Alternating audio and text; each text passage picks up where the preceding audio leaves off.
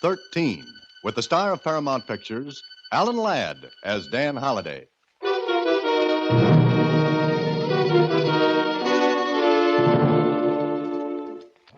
Box 13, care of Star Times. 2 days ago, I saw your ad in the Star Times. I want you to do something for me. Find someone who I know is in this city.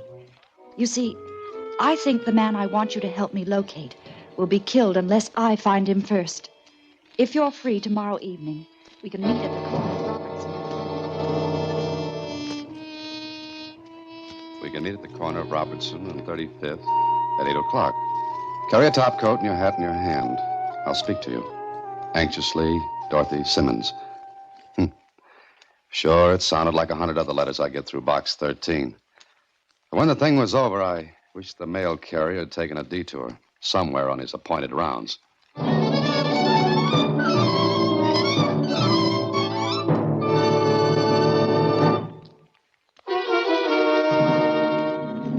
And now, back to Box 13 and Dan Holliday's newest adventure, 113.5.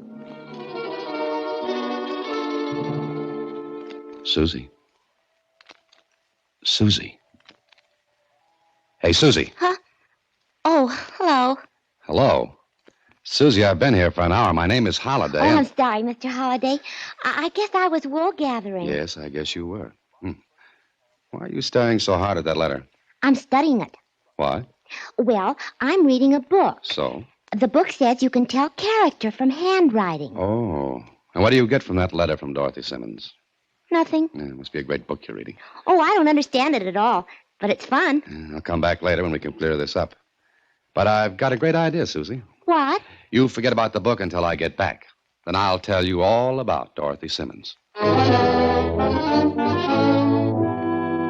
At 8 o'clock, I arrived at Robertson and 35th. At 8:03, a young woman, maybe 25 or 6, spoke to me.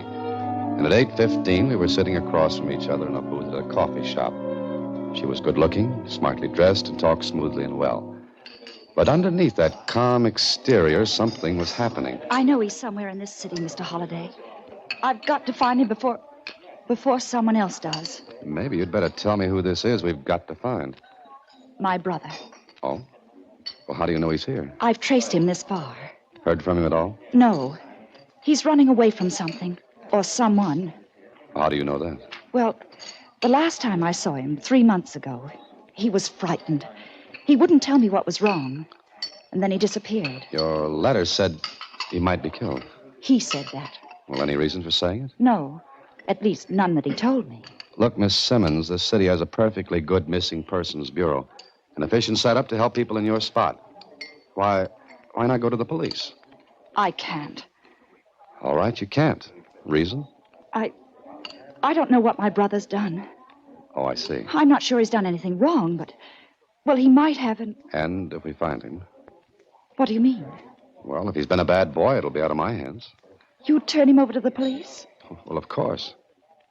You won't help me except under that condition. Well, that's about it. All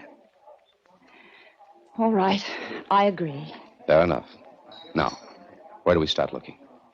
I don't know. Well, what's his name? Dave. Dave Simmons. Have you got a picture of him? No. That's great. I can describe him. Well, go ahead. He's about 5'7".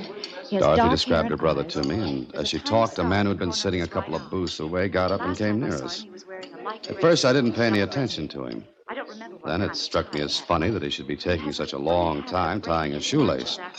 Wait a minute. What's the matter? Hold it. Having trouble? Huh? Talking to me? Yeah, I think so. I got a knot in the lace. Convenient place to get it. Huh? Oh, nothing. Are you finished now? What's the idea? I can't stop to tie my shoelace? I've no objections. And what's the beef? None, I guess. What are you? Wise guy? Sorry. Yeah. Wise guy, that's what. Was he listening? If he'd have had his ear any closer, it would have been on my coffee. Did you ever see him before? No. No, I'm sure I haven't. Come on, let's get out of here. Look, he's looking in the window. Maybe he just likes us. He must have heard me describe my brother. Yeah, he couldn't miss. Okay, come on.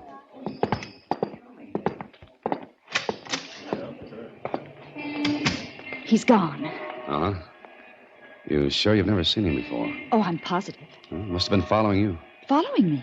Couldn't have been me because there was no reason for him to tail me. But why should he be after me? I don't know. Yet. Where are you staying? Oh, the Wilmington Hotel. Mm-hmm. Okay. Cab! Hey, cab! What are you going to do? Put you in a cab and see that you're not followed. Oh, but what about you? Mr. Shoelace doesn't know it, but he gave us a lead. All right, get in. When will I hear from you? I'll get in touch. Oh, no. I'll get in touch with you. But why shouldn't I call you? Please don't. Just let me call you tomorrow. Okay. Here's my card. Thank you. It's all right. Wilmington Hotel, driver. I waited for a cab to follow the one Dorothy had taken. None did. Mr. Shoelace had dropped out of sight, at least until the next day. It was about 11 in the morning at my apartment when... Come in. Well, hello. Hello. I see you're wearing knotless shoelaces this morning. Yeah. Mind if I sit down? No, go right ahead. Thanks. I'll admit this is pleasant, but it can lose its charm. This visit, I mean. Maybe you'd like me to get right to the point, Holiday. There's merit in that suggestion. Uh-huh. You wonder how I found you? No, you tailed me last night. Uh-huh. Good job, I didn't see you.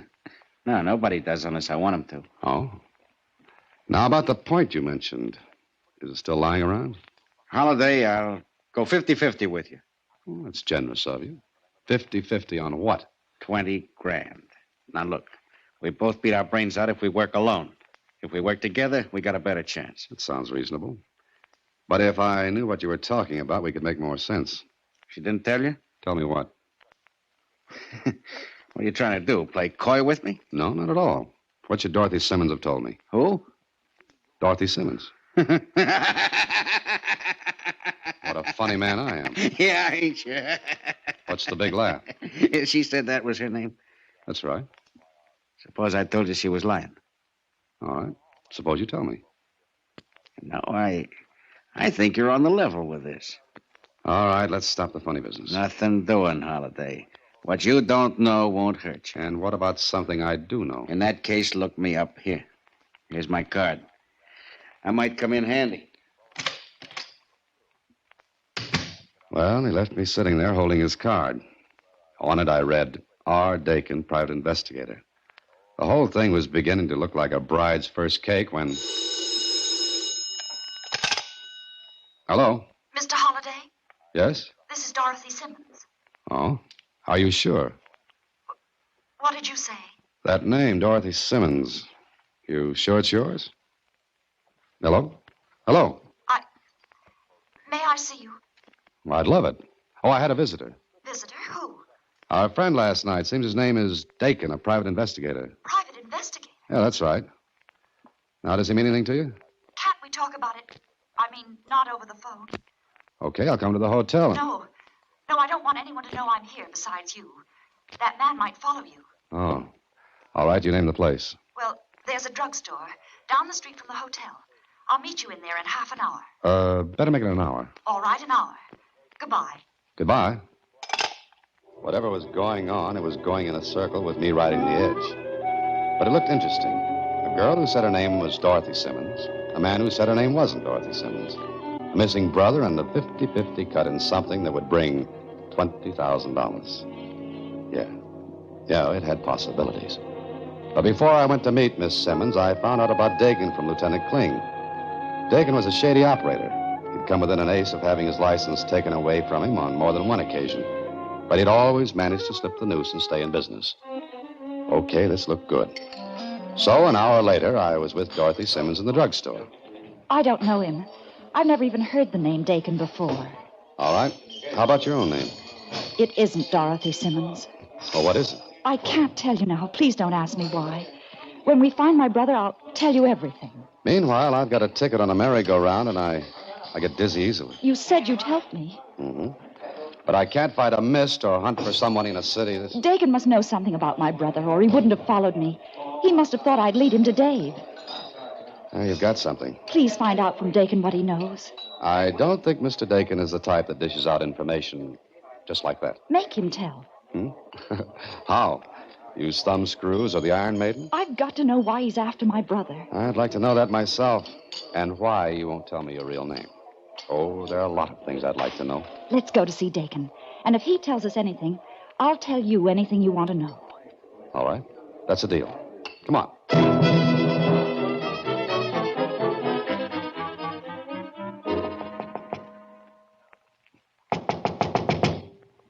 Looks like Mr. Dakin's not receiving. Try the door. It's open. Mr. Dakin isn't very private, is he? Dakin? Dakin? Why are the shades drawn? Mr. Dakin likes it dark, I guess. And What's the matter? I think Mr. Dakin is all through investigating anything. Be quiet. Dead. He's dead. He's shot. Who killed him? How do I know? Hand me that phone. What are you going to do? Phone the police? No, you can't do that. Look, Dakin's been murdered. I'll do a lot of things for adventure and excitement. But hiding a murder's not one of them. But my brother, suppose he... I told you twice. If your brother's... Please don't call the police. Not yet, please. I said hand me the phone. Come on, look out. Get out of the way. All right. Here. Well, that's better.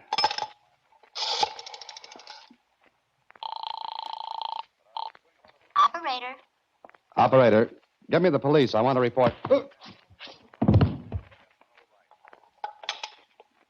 Operator, never mind. The call was a mistake.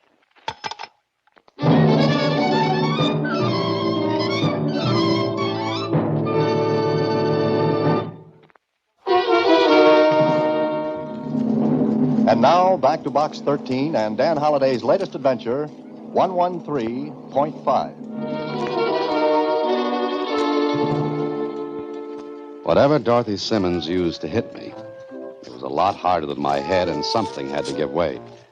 So I did. When I opened my eyes, Lieutenant Kling was bending over me. Well, it's nice to know you're still with us. Yes, I wake up to the strangest things. Uh-huh. Hey, why are you here? The operator reported a call from here. 2 minutes later, another tenant passed here and saw this lovely tableau. You always lie down and go to sleep with murdered men. Always? Oh, what did she hit me with? This great, big, nice, heavy paperweight.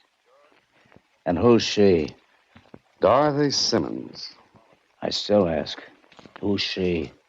Well, I told Kling the whole story, beginning to end. And when I'd finished, I realized how silly it sounded. He looked at me and... Your name should be Alice. This is no Wonderland, and... Did your boys turn this place upside down? No. Sergeant. Yes, sir. Check on Dorothy Simmons at the Wilmington Hotel. You heard her description. Now, Holiday. She hit you and ransacked this room, looking for something. What? You know as much as I do. That gives me a whole lot to go on. As much as I had. Oh. Brilliant. Brilliant observation. Yeah, and you're in a good spot to notice it, I don't think. Look, why don't you go to Tibet? Can I go now? Home, Tibet? Yeah, get. Thanks. And when you find out about Dorothy Simmons, give me a ring, will you? Yeah, sure. Now beat it. I left the room and walked downstairs into the street. My head was still buzzing like a party line in a crowded neighborhood. But it was clear enough to let me see a big limousine that was parked just across and down the street from Dakin's office building. It hadn't been standing there when Dorothy and I went in to see Dakin. Besides, a face looked out at me from the rear window. Then the face vanished, the car drove away. Well, this was getting better. A limousine, complete with chauffeur. I caught the license number, jotted it down in my head in between a couple of aches, and went back home. Later at my office, I had Susie check on that license number. I've got it for you, Mr. Holliday. The car belongs to Mr. Josiah Kettering. Huh? Are you sure? Sure. Why? I don't get it. Kettering's one of the richest men in the state, a recluse. Now, what connection does he have with Dorothy Simmons? Dakin and... Hello? Susie, is Dan there? Oh, sure. It's Lieutenant Kling, Mr. Holliday. Yeah, hello? Your head still on? Barely. Why? Then get this through it. There's no Miss Dorothy Simmons registered at the Wilmington. Well, I told you that might not be her real name. Look, I'm not finished. Nobody of that description is registered there. And before you ask me if I checked all the way through, the answer is yes. Your dream girl simply doesn't live there anymore. Or ever. Holiday, are you there? I'm not much of any place right now. Better stay where we can put a finger on you. Mind if I go out on an errand meanwhile? Where? Have one of your boys follow me. Maybe I'll need a little company. So long. Hey, there's no... I can go on an errand for you, Mr. Holliday. Oh, not this one, Susie. I'm going to see what Mr. Josiah Kettering has to offer.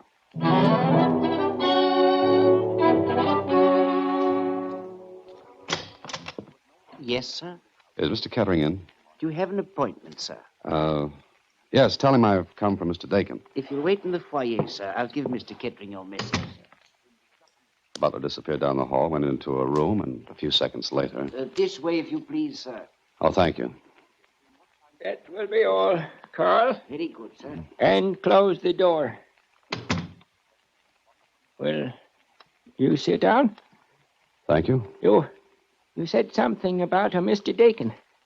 Yes, you know him. What do you want? Well, did you know Dakin was murdered? Mr. Dakin was the type of person who invariably ends up that way. Some people do, you know. And some people do the killing. That achieves a nice balance. But that's neither here nor there. What have you come to tell me? Nothing. What are you looking at? Books. Quite a collection you've got in here. Yes. Do you know books? Rare ones? I don't have the money necessary to enjoy them as much as you do. Meaning what, sir? Nothing. You said you came from Mr. Dakin. Have you anything to tell me? I didn't answer the old man who sat there leaning forward, watching me like a bright but aged robin. I could swear he thought I had something. Something he wanted. I decided to play along, stall for what I could learn. His hands yellow and thin trembled, and then... Well, answer me, man, answer me. Have you got it? Did you get it back? No. Don't, idiot, you incompetent fools. I paid you to get it back. I paid you. Now I want it. Bring it back to me, do you hear? Bring it back. Well, I don't know where it is. Then why did you come here? Because Dakin was killed. I don't care about Dakin or anything else but my book. It's gone, stolen. Look, I kept its place open. Bring it back to me, please. Get it back to me. The old man walked to a bookcase. He ran his hands over the row of volumes. Then his fingers stopped at a vacant spot. What do you Turned want? back to me. More money? I'll give it to you in cash. Now, just a minute. Maybe you had better tell me the name of the book again. You know. Dakin knew. Dante First Folio. Now, please get it back Well, why for me. don't you go to the police? Eh? Police? Why did you say that? You're not one of Dakin's men. You're not, are you? No. You're all against me. Everyone's against me. Everyone wants my collection. Get out, get out, get out! Who stole that book from you? They stole it from me. They knew I couldn't go to the police. They knew. But I fooled them, didn't I? I hired Dakin, but you're not Dakin. You're the police. You won't let me have it back. You won't let me have it back. I tell you. I want that book back. Better take care of him, Carl. Quiet, sir. He'll be all right, sir. What do you know about this, Carl? Nothing, sir. Who stole that book from Mr. Kettering? There was no book stolen, sir. There was. A book Kettering couldn't let the police know about because it was in his possession illegally. Is that right? Sir, these books are all he has. Yes, I know. And how many of them are stolen from other collections? Just the Dante First Folios. Mm-hmm. The only one he couldn't go to the police about, so you hired Dakin to trace it. Please, sir. This won't mean prison for him, will it? It mustn't, sir. I don't know. Now, look, Carl, who stole it? Well, there was a couple here. Mr. Kettering's secretary. Girl? Yes, sir. What did she look like? She was about 25 or 6, rather pretty. Knew a great deal about books, sir. Mr. Kettering had placed an ad for someone to do cataloging. She answered. And she saw the Dante First Folio. She must have at one time or another. Mr. Kettering kept this room locked, but of That's course... enough. You said a couple. Was the other one a man? Yes, a chauffeur. He and the girl were friendly. Mm-hmm. Okay, you'd better take care of Mr. Kettering. You won't go to the police, sir. It would kill him. I can't answer that. Just take care of him. I've got something else to do.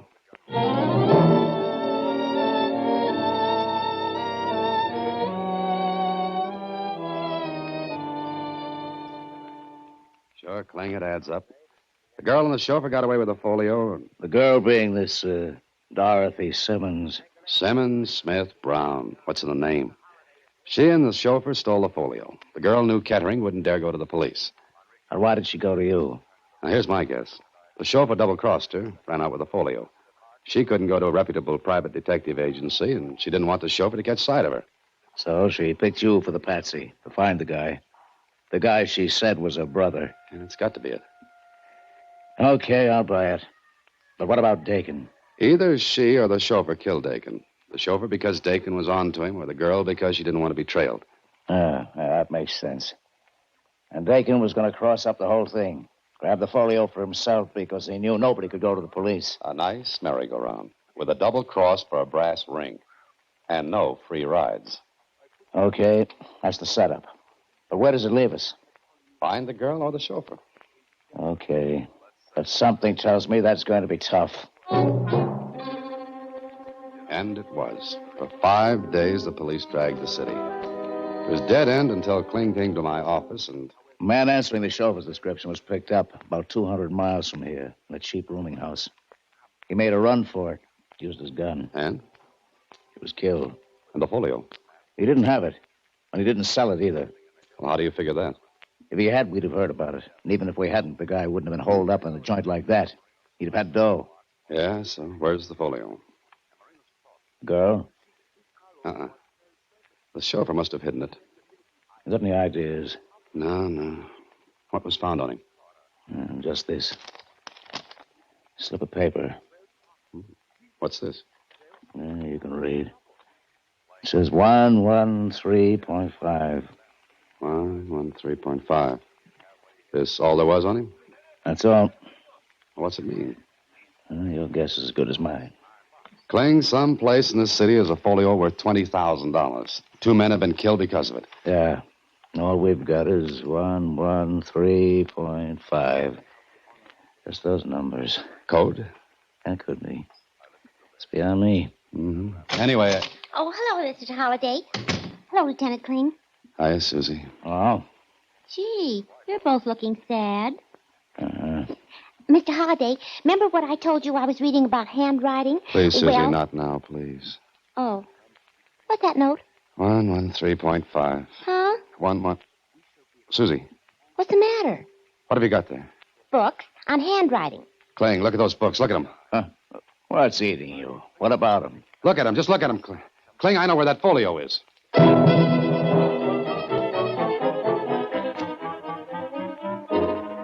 I was sure I was right, but I wanted to go it alone. Kling wanted both the folio and the girl, so I had to be alone just in case. And my destination? The public library. What better place to hide a book than there?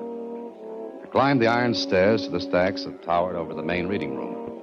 I read the index numbers on them. 111, 112, 113, decimal point. I reached out my hand for a little volume that stood between books that probably hadn't been taken out since the library was built. Thank you, Mr. Holliday. Oh, Miss Simmons, I believe. I hoped you'd lead me to it. May I have it? Good hiding place, isn't it? Way up here in the stacks, hidden between books that nobody had asked for. But let's talk about you, Miss Simmons. You've changed. Hair a different color, dress shabbily, dark glasses. No wonder you couldn't be found. I'll take that folio, please. I guess you would. After all, you killed Dakin to keep him from finding the chauffeur. That's right. And I'll kill again. I'll kill again and again to get something that will mean the end of watching other people enjoy life. Hand it to me. Miss Simmons, if you shoot, wouldn't the shot be heard? Wouldn't you have to explain? Give it to me. You have great patience. You followed me probably every day. Now, a little more patience won't hurt. Stay away. Don't come any closer. You want this, don't you? Give it to me. All right. But you will have to get it. Don't drop it over. If you do, I'll kill you. That wouldn't do any good, Miss Simmons. If I drop it over this rail, it'll drop 3 stories into the reading room below. Now, still want to shoot? Please. Please give it to me. Put down that gun. No. Then shoot. But when you do, this book drops. There are about 50 people down there. Which one of them would you like to pick up $20,000? Take a look, Miss Simmons. Let go of me. Let go.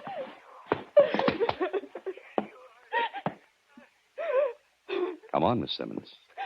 And you'd better walk ahead of me. Somehow I wouldn't want you at my back on those steep, narrow stairs.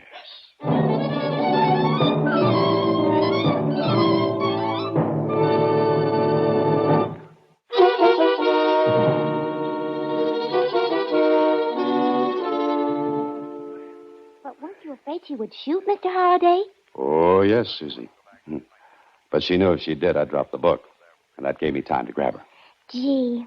And to think you discovered where the folio was because I brought library books here to the office. Mm-hmm. See what reading will do for you, Susie? Uh-huh. But I've given up those books on handwriting, Mr. Holliday. Oh? Why? Because I analyzed one sample of handwriting, and it said the person was loyal, kind, unselfish, generous. And who is this paragon of virtue? Miss Simmons. Oh, good night, Susie. Next week, same time, through the courtesy of Paramount Pictures, Alan Ladd stars as Dan Holliday in Box 13. Box 13 is directed by Richard Sandville. This week's original story was written by Arthur Boley. Original music is composed and conducted by Rudy Schrager. The part of Susie is played by Sylvia Picker, and that of Lieutenant Kling by Edmund MacDonald. Vern Karstensen is in charge of production. Box 13 is a Mayfair production from Hollywood. Watch for Alan Ladd in his latest Paramount picture.